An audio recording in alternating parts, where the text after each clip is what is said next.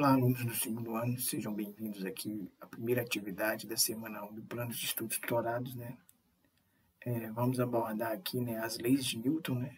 Os exercícios da semana 1 vem envolvendo isso. E a primeira questão, né, fala o seguinte: o garoto Saul vinha cavalgando em grande velocidade quando de repente o cavalo se assusta com uma cobra e para bruscamente. O pobre do garoto, entretanto, passa direto. Voa para cima do cavalo e cai no chão. O professor Renato Brito, né, pergunta. O professor Renato Brito é a pessoa que elaborou a questão, gente. O motivo pelo qual Saul voa por cima do cavalo é mais bem explicado por qual lei, né? Conservação da energia, segunda lei de Mendel, lei de Snell, primeira lei de Newton, terceira lei de Newton. Então, vamos analisar a questão aqui, ó. Primeiro, a segunda aqui, né, que fala lei de Mendel, não tem nada a ver com física, né? Mendel está na área da biologia, então essa você já descarta. As outras, todas têm a ver com física. Mas, o que nós estamos analisando aqui é o seguinte: ambos, né, o cavalo e o garoto, estão o quê? Em movimento. Quando o cavalo para bruscamente porque identificou uma cobra, o que acontece? O rapaz, né, não tem nada segurando ele ao cavalo, não cinto, não tem nada disso, né? Ele vai continuar em movimento. Então, por isso que ele é lançado para fora, né? E dá esse salto aqui. Então, a lei que explica isso é a primeira lei de Newton, a lei da inércia, né? Isso aqui que a gente tem que marcar na questão 1. Então, a questão 1 é primeira lei de Newton, letra D. Ok, né? O que a primeira lei de Newton fala, né? Se o corpo está em movimento, ele tende a continuar em movimento. Se o corpo está em repouso, ele tende a continuar em repouso, a não ser que uma força externa age sobre ele, né? Então, vamos para a questão 2. Questão 2 fala o seguinte: um cavalo inteligente que se acha conhecedor das leis de Newton pensa assim: se eu puxar a carroça ação, então a carroça vai me puxar reação, tá? A minha ação sobre a carroça é para frente e a reação da carroça sobre mim é para trás. Como as duas forças estão na mesma direção, horizontal, e devem ter a mesma intensidade, logo se anulam. Em outras palavras, eu jamais conseguirei mover a carroça. Portanto, não adianta me dar chicotadas, que eu não vou tentar arrastá-la, pois sei que isso é impossível. Só que todos nós já vimos cavalos puxando carroças de diversas massas, e tanto o cavalo quanto a carroça saem do lugar. Temos aqui então uma prova que a terceira lei de Newton está errada. Afinal, como o cavalo consegue se mover? Bom, vamos analisar essa indagação aqui. Seguinte, a letra A fala assim: as leis de Newton não explicam o movimento das carroças puxadas por cavalos. Errada, né? A lei de Newton explica. Embora as duas forças possuam intensidades iguais e sentidos opostos, elas atuam em corpos diferentes, né? Poderia ser, mas não é a questão aqui. Deixa eu juntar aqui. Ótimo. Aqui, gente, está errado, é corpos, tá? Vou pegar uma caneta aqui. O cavalo consegue puxar a carroça, desde que sua massa seja maior que a dela. Também está errado. Na verdade, as duas forças estão no mesmo sentido. Errado, né? Ele puxa e a carroça tem que fazer uma força por ele no sentido contrário, né? É a terceira lei de Newton. Ao tentar se movimentar, o cavalo empurra o chão para trás. Olha aqui, eu vou analisar, né? Nós não estamos falando de um sistema isolado, né? A gente está esquecendo que existe o fator aqui, ó, o solo aqui, ó. Então, a gente tem que analisar isso aqui também. Para trás e recebe do chão uma força de atrito para frente, tá? Observa aqui, ó. Para trás e para frente. Recebe também uma força F feita pela carroça que tenta impedir que ele se mova, né? Para frente. Assim, sobre o cavalo, as duas forças horizontais, a força de atrito e a força, né, da carroça, né? Se a força de atrito for maior do que a F, ele conseguirá sair do lugar, né? O que ele está querendo dizer? Que se a força de atrito que ele aplicar aqui, ó, tá? para frente aqui, que ele está se movimentando, for maior que essas forças que estão atuando aqui, ele vai conseguir locomover a carroça. Por quê? O que impede de um objeto se locomover é o seguinte. Deixa eu pegar uma cor aqui diferente. O que impede um cavalo de se mover, gente, é se as forças entre eles aqui se anularem, né? Se a força resultante for igual a zero. Mas se a força dele for maior que as forças que estão atuando aqui da carroça, a força for diferente de zero, né? Ele conseguir imprimir uma força aqui para frente, ele com certeza vai conseguir o que? Locomover. Então, a terceira lei de Newton não está errada, ela não se anula, gente, tá? Então, muito cuidado com isso. A terceira lei de Newton, ela age em corpos diferentes, né? Eu, por exemplo, aplicando a força sobre a parede sobre mim, mas as forças não se anulam, é isso que tem que ficar bem claro, para não ter confusão com o conceito da terceira lei de Newton. Então, a terceira lei de Newton não está errada, tá? Só a análise aí do cavalo que foi incorreta, né? Aí ele até fala aqui brincando, né? Na próxima vida eu vou fazer Renato Brito. Sofrerei menos. Então que ele tem que aprender física, né? Para sofrer menos.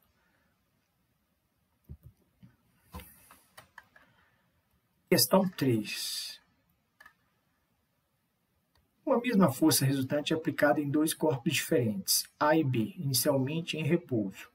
Durante o mesmo intervalo de tempo, o corpo A atinge então a velocidade de 3 metros por segundo e o corpo B atinge a velocidade de 7 metros por segundo. Qual dos dois corpos tem maior massa? Justifique sua resposta.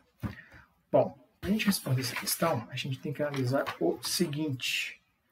O que ele fala aqui? Que a força resultante aplicada tanto no corpo A quanto no corpo B são iguais, tá? Então, a força resultante em A é igual à força resultante em B. Interessante a gente destacar isso. Ok. Aí ele pergunta, né, qual dos dois corpos tem maior massa? Né? Para mim saber isso, eu vou ter que fazer uns cálculos aqui. Eu sei, são dois blocos, tá? Chamo aqui de bloco A. Chamo aqui de bloco B. Né? A massa do bloco A, gente, vai ser diferente da massa do bloco B. Elas não são iguais. Ok? Ele te dá umas informações aí. Ó. Ele fala que a velocidade final, né, em A, que o bloco A adquiriu, foi de 3 metros por segundo. E a velocidade final, né, adquirida pelo bloco B, foi de 7 metros por segundo, né? Velocidade final, velocidade final. Tá? Velocidade final em A e velocidade final em B. A velocidade inicial em A é 0 e a velocidade inicial em B também é 0. Metros por segundo, 0 metros por segundo. Com isso, eu consigo fazer meu cálculo de aceleração. Por exemplo, vou fazer em A. No bloco A, como é que ficaria? A aceleração, vou fazer aqui no cantinho, só para vocês entenderem, é o quê? É a velocidade final menos a velocidade inicial sobre o intervalo de tempo. Outra informação importante, ó, ele fala que elas, inicialmente em repouso e durante o mesmo intervalo de tempo. Então, eles estão no mesmo intervalo de tempo, né, para adquirir essa velocidade. A sai de 0 e vai adquirir a velocidade de 3 metros por segundo no intervalo de 1 segundo. E B sai de 0 e vai até 7 metros por segundo no intervalo de 1 segundo também. Então, estão todos no mesmo intervalo de tempo. Então, o que você vai fazer aqui? Ó?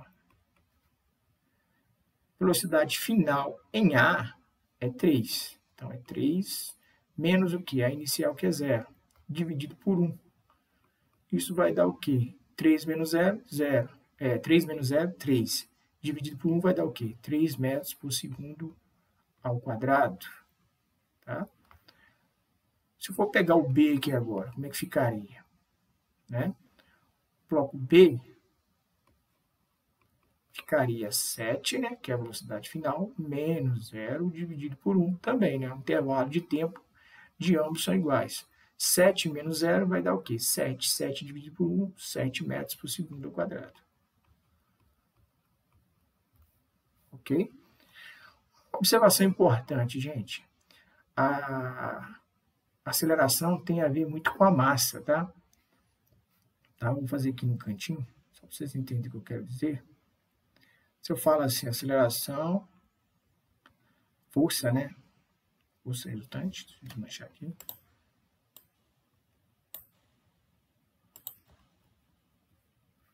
Força resultante é igual a massa vezes aceleração, né? Se eu isolar aqui, eu sei que a aceleração é o quê? Força resultante sobre m. O que acontece?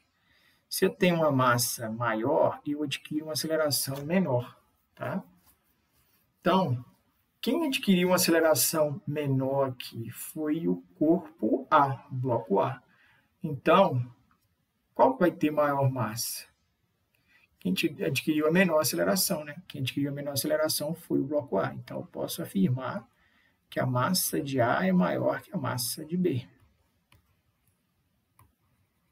Essa é a resposta. Ok?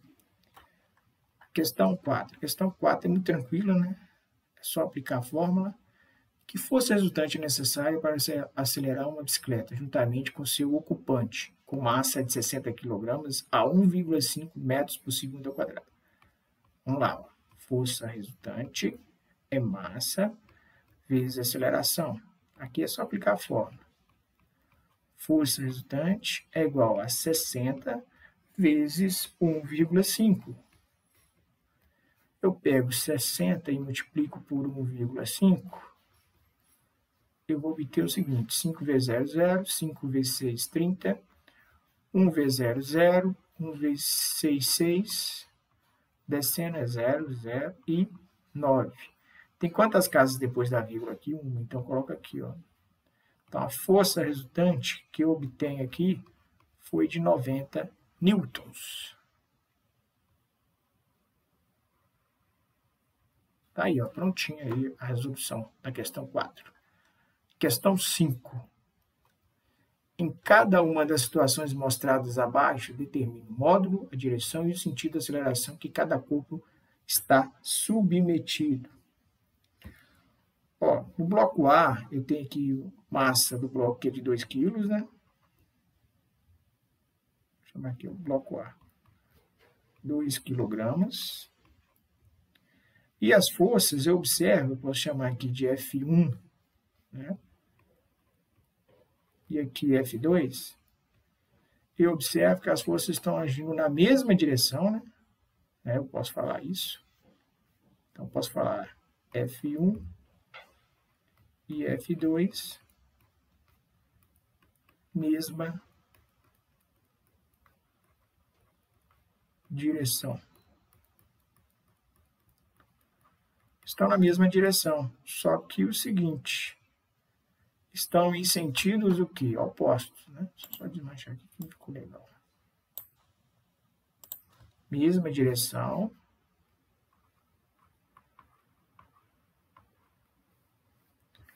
Só que elas estão em sentidos opostos, né?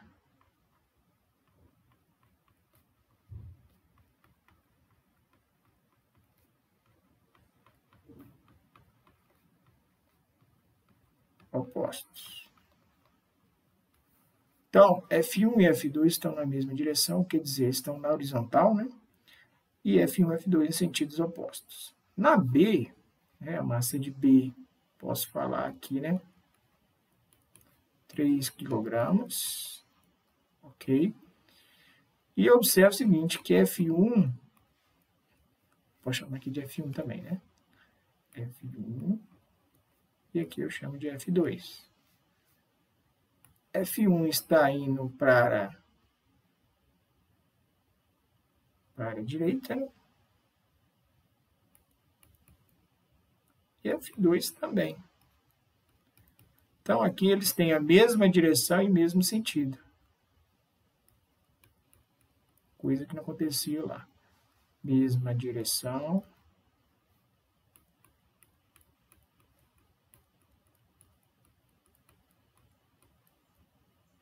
E mesmo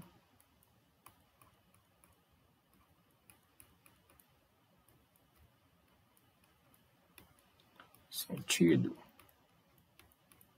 É só a gente analisar as setinhas, gente, aqui, ó. Tá no horizontal, né? Mesma direção. E as setinhas, ó, 4 newtons tá para a direita e 8 newtons também para a direita. Então, eles estão no mesmo sentido, né? Lembrando que direção é horizontal, vertical e diagonal, né? E sentido é direita, esquerda, para baixo, para cima, ou coordenadas geográficas. Então, aqui neste caso, estão na mesma direção e mesmo sentido. Ok. Aí ele pede, determine o modo, direção e sentido da aceleração que cada corpo está submetido. Beleza, vamos calcular a força resultante em A. Eu vou fazer o seguinte. Força resultante vai ser o quê? Posso falar aqui F1 menos F2. Força resultante é igual ao quê? 9 menos 5. Força resultante é igual ao quê? 9 menos 5? 4 newtons. Tá? Aí eu quero obter a aceleração. Como é que eu vou usar? Que equação? Né? Nós já vimos que ela é aplicada assim, ó, força resultante sobre massa. Né? Isso aqui eu estou fazendo da letra A. Tá? Então, força resultante aqui foi de quanto? Foi de 4. A massa não é 2. Então, a aceleração que eu vou obter aqui vai ser de 2 metros por segundo ao quadrado. Detalhe, se eu fizer redesenhar essa figura aqui, ó, ela vai ficar assim, ó. Vou pegar uma cor diferente. Ela vai ficar assim, ó. Tem um bloco, né, de 2 kg sobre uma superfície. A força resultante atuando para cá. E a aceleração no mesmo sentido, tá? A aceleração vai acompanhar a força, tá? A aceleração sempre vai ter o mesmo sentido da força resultante, tá? Então, voltando aqui para a questão B, né? Para a letra B, ele pede para a gente calcular também a força resultante. Aqui nós vamos somar, né? Vou pegar F1 mais F2, porque eles estão no mesmo sentido. Então, força resultante é o quê? 4 mais 8. Isso vai dar 12 newtons. Né? Jogando no cálculo da aceleração, eu vou ter que a força resultante sobre massa vai dar quanto? Vai ser 12 sobre 3. 4 metros por segundo ao quadrado. E como é que fica o desenho? O desenho não vai mudar, gente. Só que a massa, só a massa que se diferencia, né?